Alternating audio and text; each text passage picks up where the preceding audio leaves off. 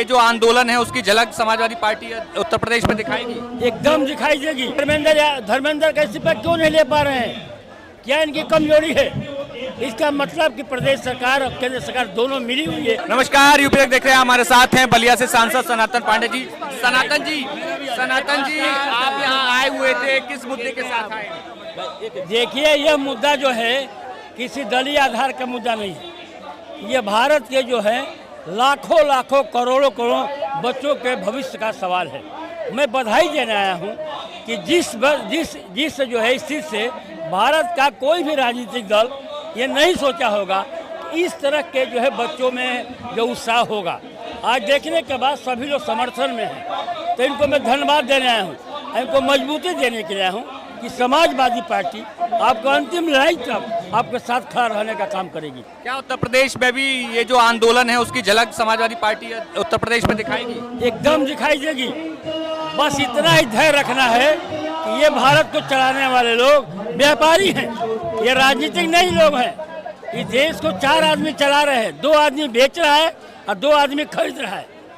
अडानी अंबानी खरीदने वाले हों और देश के बेचने वाला जो है शाह और मोदी है। इससे बचना होगा। ये धोखा देने वाले लोग हैं, ये संसदीय परंपरागत संस्थाओं को समाप्त करने वाले हैं, लोकतंत्र को समाप्त करने वाले लोग हैं, आपके जो अधिकार को समाप्त करने वाले हैं। तो मैं इन लोग का जो है समाजवादी पार्टी हमेशा इस बात का वो संघर्ष कर रही है कि भारत का लोकतंत्र बचा रहे, भारत का संविधान बचा रहे और देश के नौजवानों का भविष्य जो है सुनहरा हो। इसके लिए हम आए आपके। भाजपा के नेता कह रहे हैं कि समाजवादी पार्टी की जब सरकार थी तब भी पेपर लीक हुआ करते थे। देखिए, पेपर लीक होना अलग बात है, बात समझिए पड़ा, लेकिन कार्रवाई अलग बात है। इनकी पूरे प्रदेश और देश में सरकार है, ये नहीं कि किसी प्रांतीय सरकार के मोहताज है। ये कार्रवाई क्यों नहीं की है? धर्मेंद्र का इस्तीफा क्यों नहीं ले पा रहे हैं? क्या इनकी कमजोरी है? इसका मतलब कि प्रदेश सरकार और केंद्र सरकार दोनों मिली हुई है और दोनों के मिली भगत से हो रहा है। उत्तर प्रदेश की राजनीति से जुड़ा सवाल, आने वाले दिनों में जनेश्वर मिश्र जी की जयंती है, आप लोग कितना बड़ा उसकी तैयारी कर रहे हैं? देखिए, जनेश्वर मिश्र जी किसी जात के और किसी दल के मोहताज नहीं थे। वो भारतीय राजनीति में जो है एक भारत के संविधान के तरह दृढ़ प्रतिज्ञ थे। उनका इस हिंदुस्तान में कोई मकान नहीं है, जबकि उन्होंने बीपी से लेकर विजय पंडित को हराने का काम किया था। वो जो निरंकार थे, साधु से महात्मा थे, गरीबों की लड़ाई के लिए, किसानों की लड़ाई के लिए बहुत लाठियाँ खाए हैं और बहुत उनके सर से ब्लड बहा है। हम उनके कहने पर राजनीति में आया हूँ। हमारा राष्ट्रीय अध्यक्ष जो है इतना बड़ा दिल रखता है कि राष्ट्रीय अध्यक्ष के पंडित जनेश्वर मिश्र के नाम पर हिंदुस्तान में ही एशिया का सबसे बड़ा जो है वो पार्क बनाने का काम किए। महात्मा गांधी को उतना बड़ा पार्क नहीं है, जवाहरलाल नेहरू को उतना बड़ा पार्क नहीं है, राजीव गांधी को उतना बड़ा पार्क नहीं है, वो जो है लाल कृष्ण आडवाणी को उतना बड़ा पार्क नहीं।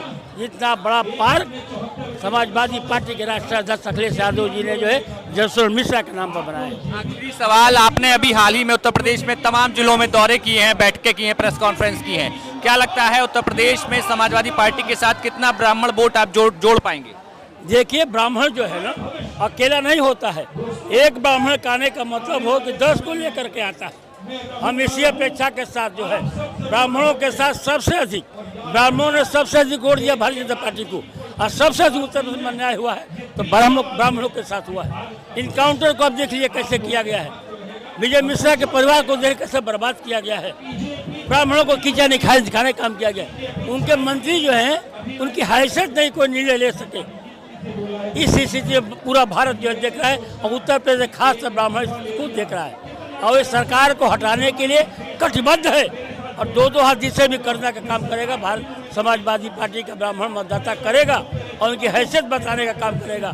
और आने वाले दिनों में आप लोगों को आप पत्रकार साथी आपके वजह से कह रहा हूँ, इन नौजवानों को वजह से कह रहा हूँ, किसानों की वजह से कह रहा हूँ, मजदूरों को वजह से कह रहा हूँ कि आने वाले दिनों में दुनिया के कोई ताकत समाजवादी पार्टी को उत्तर प्रदेश सरकार बनाने में नहीं रोक सकती। आखिरी सवाल कि राम मंदिर का मुद्दा उत्तर प्रदेश में समाजवादी पार्टी अब आगे कैसे लेके जाएगी?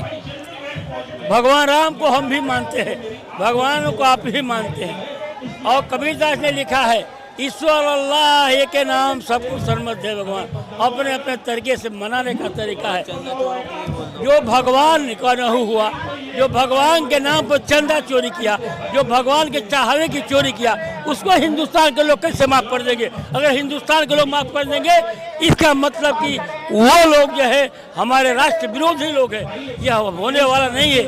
सारे के सारे रामन है। इन चंदा चोरों को ये सबक सिखा करके हिंदुस्तान की जनता मानेंगे, और उसका पहला अगर शुरुआत होगा तो उत्तर प्रदेश होगा।